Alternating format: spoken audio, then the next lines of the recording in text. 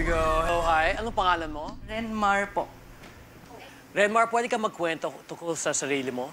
Ako po ay isang transgender woman at nag-start po akong kumanta since nung ako'y grade 5 student. Tsaka po sumasali din po ako sa mga amateur singing contest. I think hindi pa sure kung anong tamang key para sa'yo. Ano? I think kaya mo pa na mas mataas pa. Opo, sa low notes po, hirap po ako. Sa low Di ba? notes, I opo. think you can hit the higher notes. And you still can do it.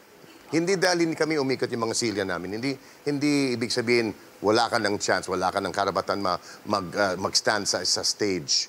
Obviously, meron kang story, meron kang reason to be a performer. And I can see it in the way you're looking right now. You think defeated ka na. Hindi. Winner ka pa. We might even see you on Showtime, on ASAP, on different shows, doing different things. Ako, it's just a matter of consistency issues, hitting those notes lang. So it's more practice, right? More seasoning.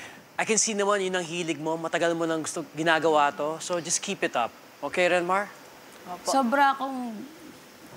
Sobra akong blown away.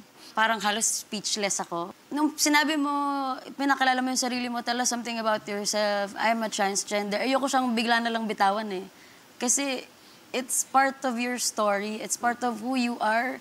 It's even part of the reason why you sound like that. Parang your voice is changing, hinahanap mo kung saan... Yung key, di ba? Oo, Yung hinahanap tamang mo key. kung saan papunta yung boses mo, kung ano yung pinakabagay sa'yo.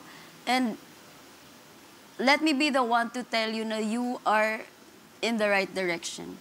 Naalala ko si Miss Between. Kasi yung... Ganun agad yung...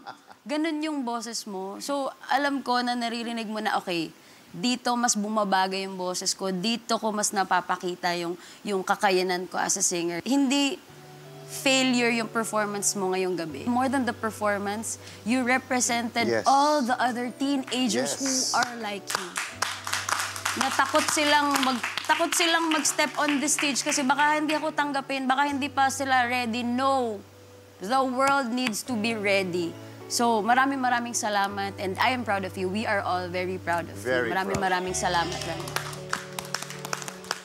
As a transgender woman, let your voice be heard. Thank you so much.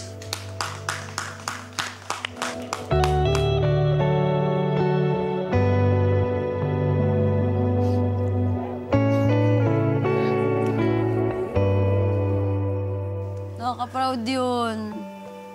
Iba yun, ibang ano yun, ibang courage yun, guys. It's not just simply auditioning and stepping on that stage. Ibang layer, iba. Ibang statement yun. There was a tougher ceiling that she had to break through A tonight. bigger voice. Bigger voice.